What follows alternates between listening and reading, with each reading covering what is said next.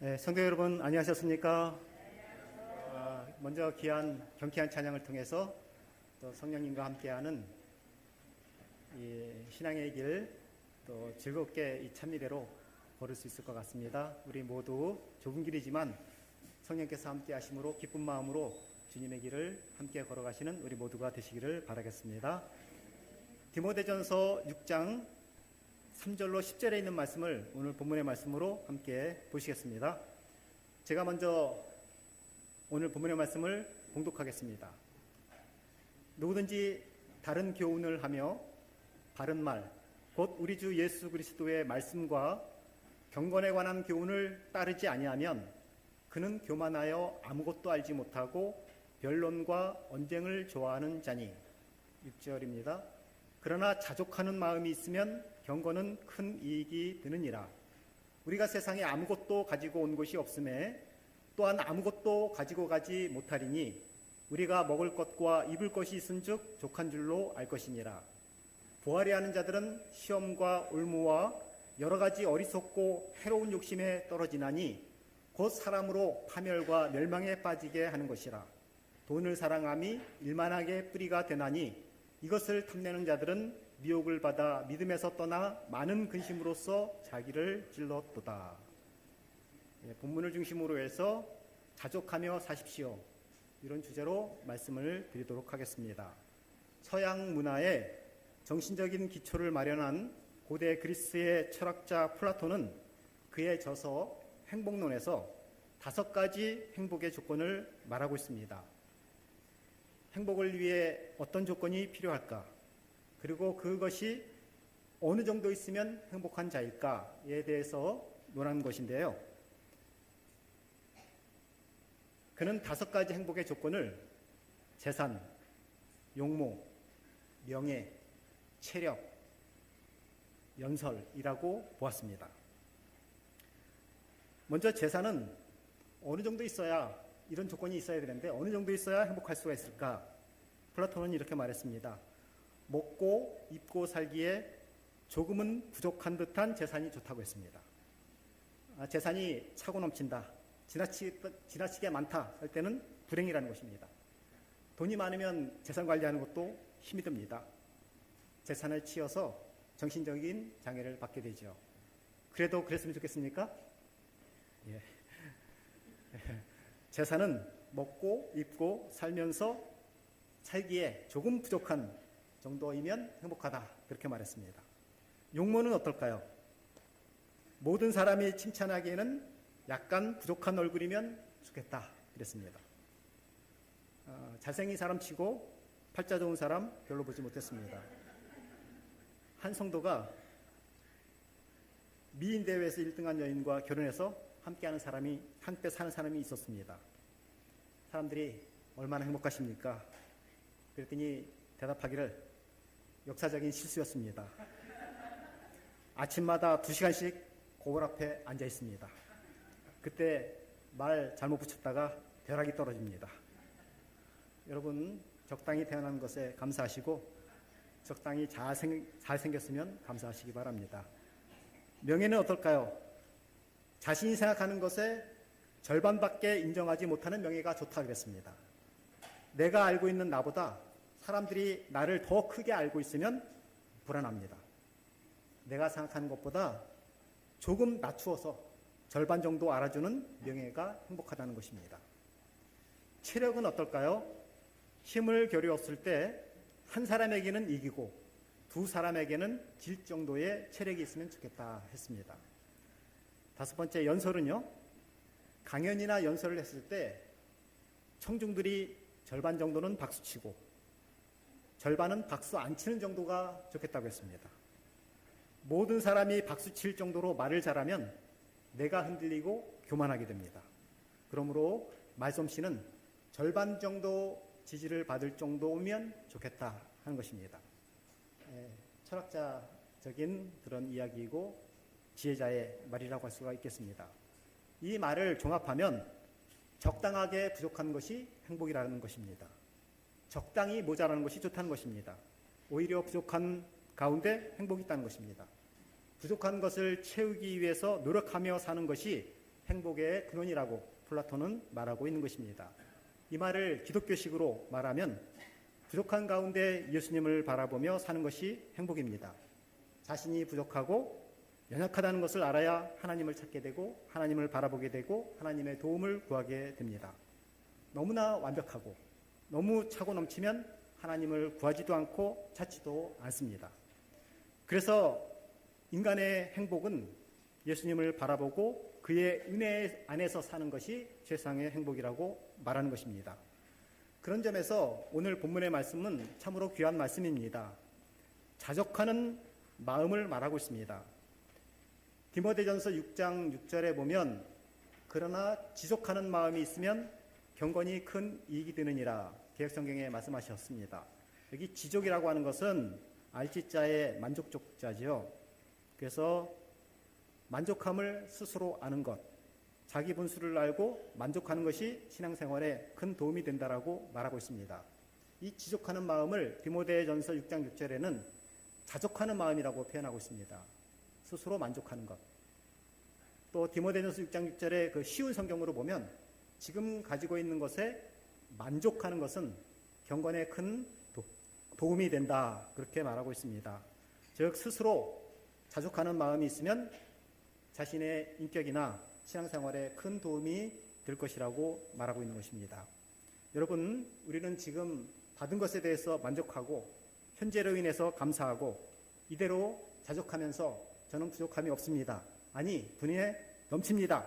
그렇게 말할 수 있게 되기를 바랍니다. 다윗은 내 잔이 넘치나이다. 그렇게 고백했는데 그런 마음이 행복한 마음인 것입니다. 다윗의 이 고백은 그가 궁궐에서 편안히 살 때 했던 말이 아닙니다. 어렵고 힘든 그 도망자 신세로 있었지만 여호와 하나님께서 나의 목자가 되시니 내게 부족함이 없고 내 잔이 넘친다고 고백했던 것입니다. 내 잔이 넘친다. 그것은 마음의 은혜를 받은 사람이 할 수 있는 말인 것입니다. 은혜를 받은 사람은 이렇게 말할 것입니다. 저는 제가 수고한 것보다 더 많이 받았습니다. 나의 나됨보다 더 큰 대접을 받고 살아갑니다. 본래의 나보다 더 큰 은혜를 받고 살아갑니다. 이렇게 늘 자족하는 마음, 풍족한 마음을 가지고 살아가게 되면 경건한 생활에 큰 이익이 될 것입니다. 그런데 왜 사람들이 자족하지 못할까요? 두 가지 이유 때문입니다. 그런 마음이 생기지 않는 것은 교만한 마음 때문에, 또 하나는 낙심하는 마음 때문에 그렇습니다. 사람이 성공하거나 칭찬을 받게 되면 교만해집니다. 교만해지면 지금의 나로서 평가받는 것에 만족하지 못합니다. 내가 지금 가지고 있는 것에 만족하지 못합니다. 우리는 그런 마음이 들지 않도록 교만을 억제할 수 있는 능력이 필요한 것입니다.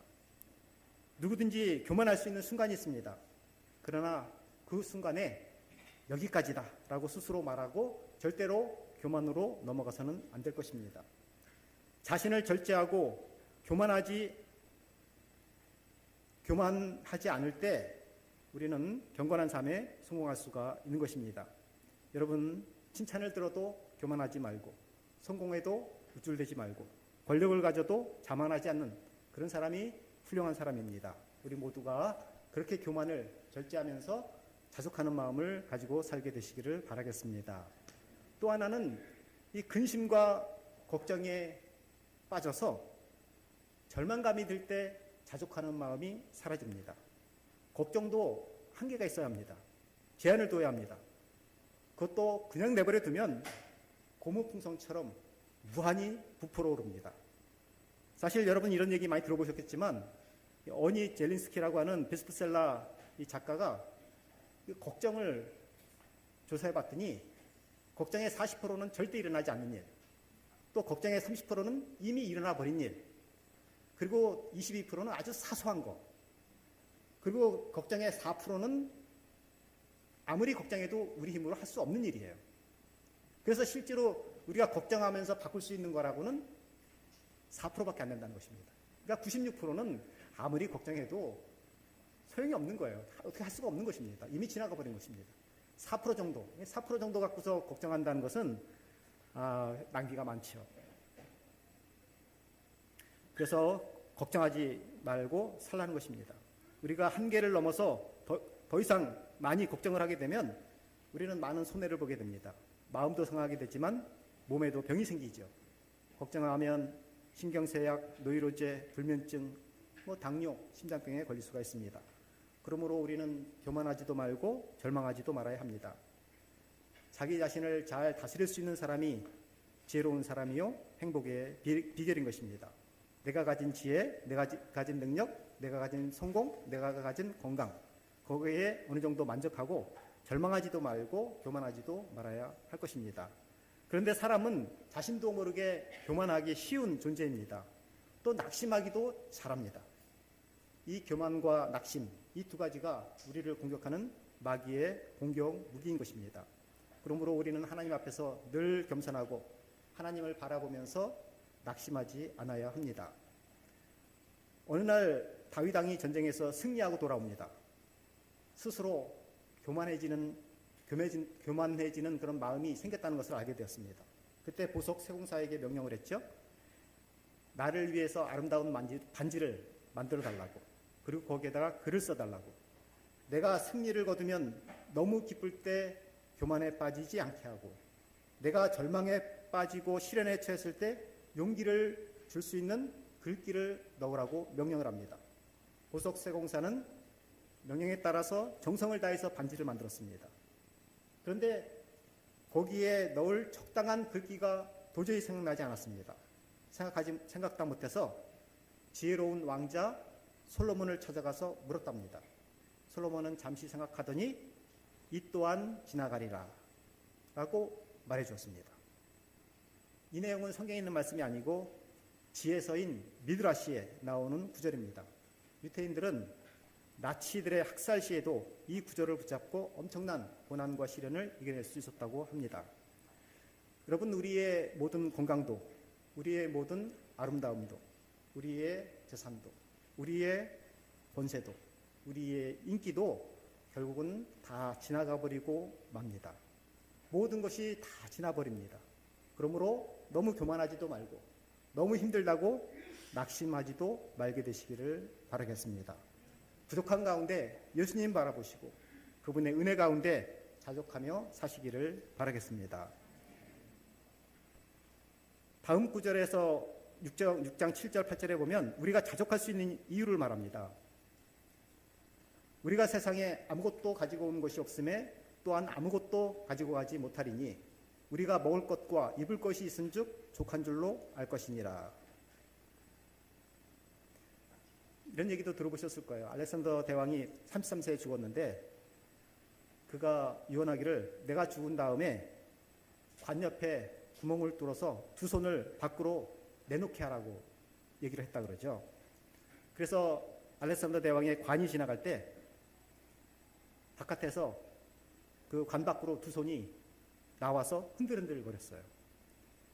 결국은 세계를 정복했던 왕도 죽을 때는 아무것도 가지고 가지 못한다. 그런 것을 이제 드러낸 것이죠. 우리는 태어날 때 아무것도 가지고 온 것이 없는 것처럼 죽을 때도 아무것도 가지고 가지 못합니다. 그렇다면 우리는 거기에서 자족하는 지혜를 얻어야 하는 것입니다.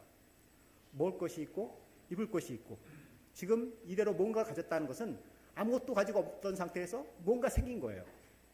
그러니 감사할 수 있습니다. 사실 우리의 본전보다는 하나님께서 넉넉히 지금 채워주신 것입니다. 나의 원래 본전은 빈털터리예요. 성경적으로 말하면 죄인이고 피조물이었습니다. 내가 수고한 것도 별로 없는데도 불구하고 풍족히 주셨습니다. 의롭지 못한데도 넉넉히 은혜를 내려주셨습니다. 하나님의 은혜는 항상 내가 수고한 것보다 더 많았습니다. 우리의 지난 삶을 돌이켜보면 우리는 순간순간마다 귀한 사람들을 만나게 해주셨고 지금까지 선한 길로 인도해 주셨습니다. 하나님의 은혜 속에 우리는 살아왔다는 것을 생각할 때 참으로 감사하고 자족할 수가 있는 것입니다. 그러면서 이 9절에 있는 말씀에 보면 특별히 자족하지 못하는 이유 가운데 우리가 부를 부 때문에, 이 재산 때문에 자족하지 못하는 경우가 많기 때문에 그런 예를 또 말씀하고 계시죠. 부활해 하는 자들은 시험과 올무와 여러 가지 어리석고 해로운 욕심에 떨어지나니 곧 사람으로 파멸과 멸망에 빠지게 하는 것이라 말씀하셨습니다.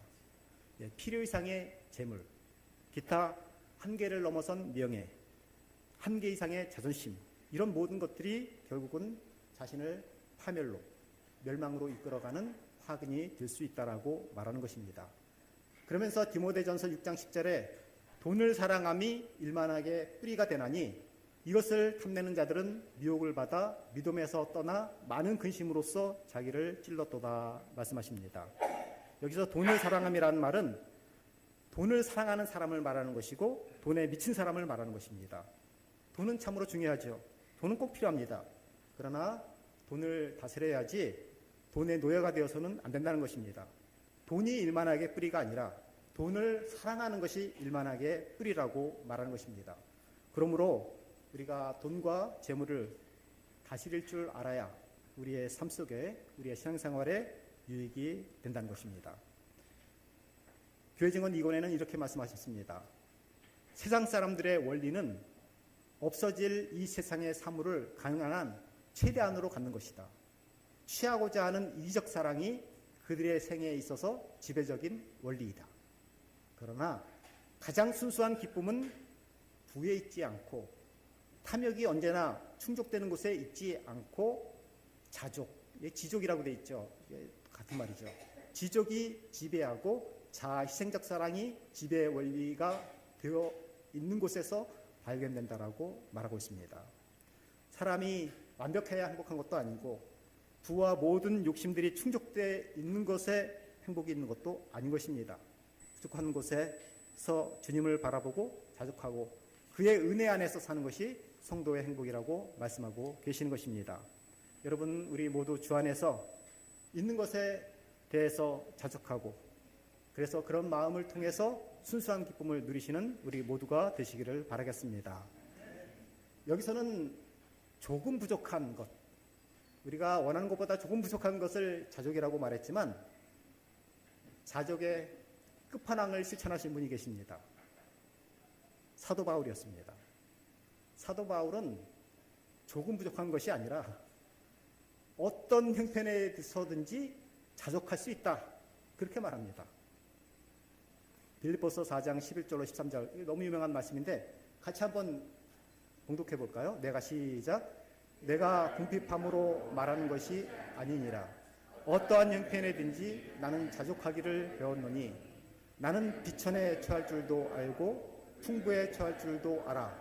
모든 일 곧 배부름과 배고픔과 풍부와 궁핍에도 처할 줄 아는 일체의 비결을 배웠노라. 내게 능력 주시는 자 안에서 내가 모든 것을 할 수 있느니라. 11절에 내가 궁핍함으로 말하는 것이 아니라 어떠한 형편에서든지 내가 자족하기를 배웠노라. 궁핍해도 아무것도 없어도 자족할 수 있다라고 말합니다. 내가 비천에 처할 줄도 알고 풍부에 처할 줄도 알아. 모든 일에 배부르며 배고픔과 풍부와 굴핍에도 일체의 비결을 배웠노라. 우리는 이 사도 바울의 선언처럼 자기 긍정의 삶을 살 수 있어야 합니다. 나는 어떤 상황에서도 자족한다. 나는 일체의 비결을 배웠다. 사실 이 세상의 어떤 환경도 절대적으로 행복한 환경은 없습니다. 부유하고 안락한 환경에 있는 사람이 반드시 축복도 아닙니다. 어떤 사람은 부유하고 안락한 환경에서 자랐기 때문에 오히려 인생이 나약하고 타락한 사람들이 많습니다. 햇볕은 좋습니다. 그러나 햇볕만 계속 쬐이면 사막이 됩니다. 모든 것이 잘 풀린다고 좋은 것만도 아닙니다. 그러면 그의 심령이 사막처럼 될 확률이 많습니다. 때로는 역경도 필요합니다. 오히려 역경에서 성공한 사람들이 많이 있습니다. 내가 어떤 환경에 있든지 그 환경이 나의 인생을 결정하는 것이 아니라 자족하는 마음, 긍정적인 마음이 나의 인생을 결정해 나가는 것입니다. 환경은 내 뜻대로 바꿀 수는 없지만 우리는 어떤 환경 가운데서도 감사할 수는 있습니다. 즉 감사하는 마음이 행복하게 만드는 비결이라고 할 수가 있습니다. 우리는 날씨를 고칠 수가 없습니다. 그러나 더워도 감사할 수 있고 추워도 감사할 수 있고 비가 없어도 감사할 수 있고 비가 있어도 감사할 수 있습니다. 우리는 과거의 삶을 고칠 수 없습니다. 그러나 그런 과거도 필요해서 주어졌다고 받아들이면, 긍정적으로 받아들이면 과거를 인정할 수가 있습니다. 우리는 다른 사람의 개성도 고칠 수가 없습니다. 그러나 개성도 다양성이라 생각하면 받아들일 수가 있습니다. 이미 벌어진 일도 고칠 수 없습니다. 다만 그것을 받아들이고 거기에도 하나님의 뜻이 있다라고 생각하면 얼마든지 감사할 수가 있는 것입니다. 그러므로 우리는 매일 기도할 때 이렇게 다짐해야 되겠습니다. 하나님, 오늘도 어떤 형편에서든지 자족하고 감사하는 하루가 되게 하소서.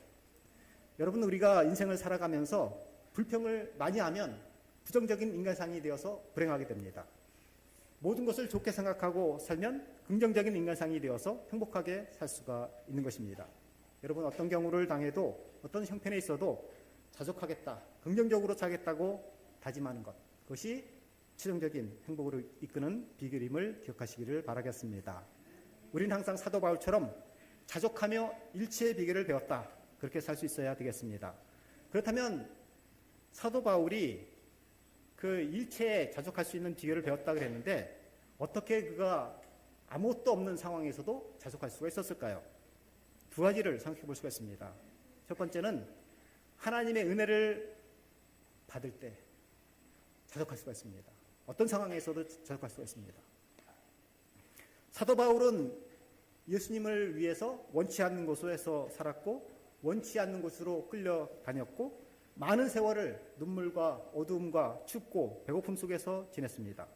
빌립보서를 쓸 때에도 로마 감옥에서 지냈습니다.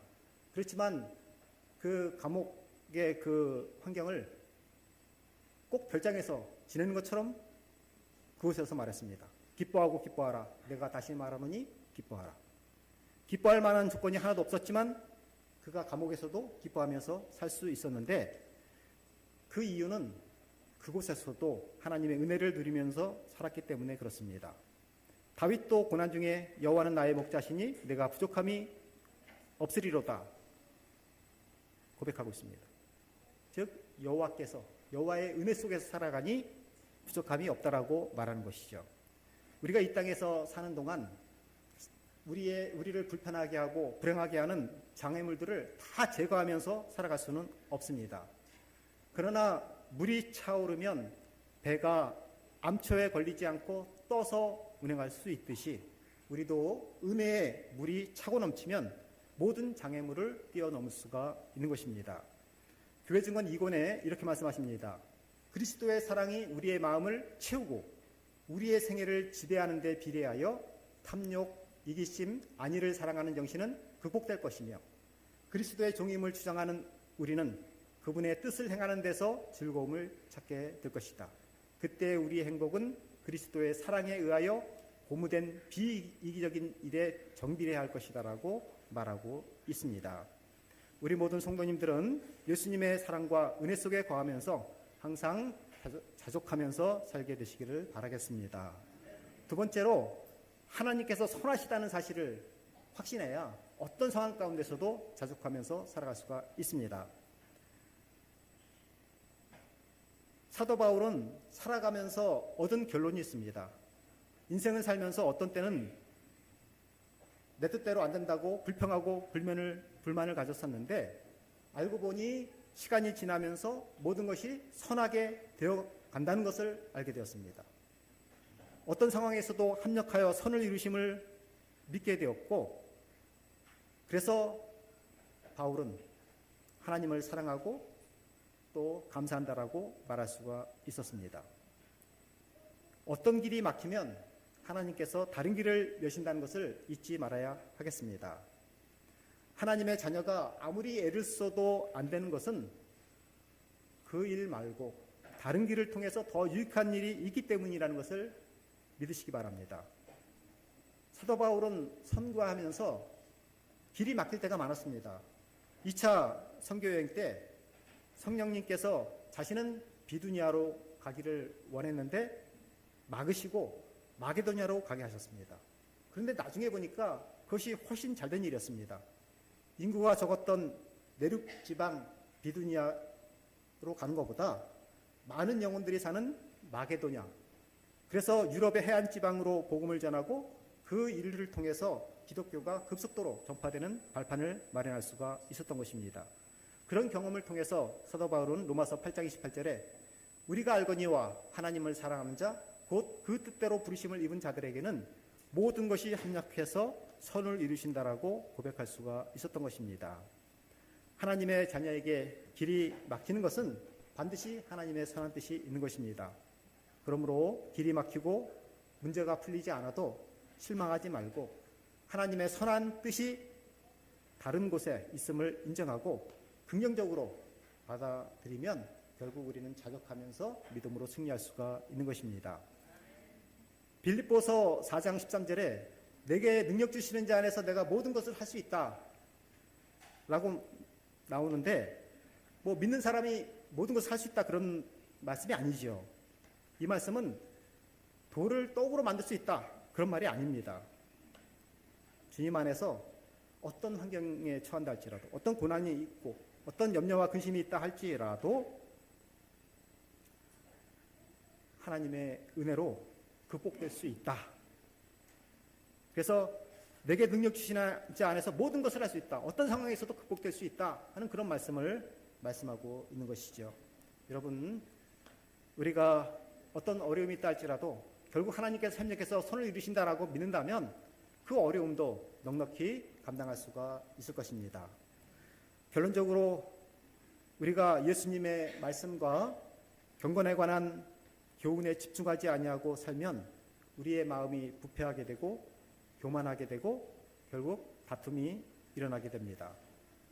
그러나 자족하는 마음이 있으면 경건 생활에 큰 유익이 됩니다. 특별히 돈을 살아가는 것은 일만하게 뿌리가 되고 시험과 올무와 여러 가지 어리석고 해로운 정력에 떨어지게 되어서 사람으로 하여금 파멸과 멸망에 빠지게 된다고 경고하고 있습니다. 그러므로 모든 일에 자족하는 마음에 행복이 있습니다. 더 나아가서 어떤 형편 가운데서도, 어떤 상황 가운데서도 사도 바울처럼 하나님의 은혜와 섭리를 생각하면 자족할 수가 있는 것입니다. 여러분, 자족하는 생활이 신앙생활에 큰 유익이 된다라고 말씀하십니다. 여러분, 우리 모두 하나님의 은혜를 충분히 받는 삶을 통해서 자족하시는 삶, 그래서 신앙생활에도 더 힘을 얻게 되시는 우리 모두가 되시기를 바라면서 말씀을 마치도록 하겠습니다.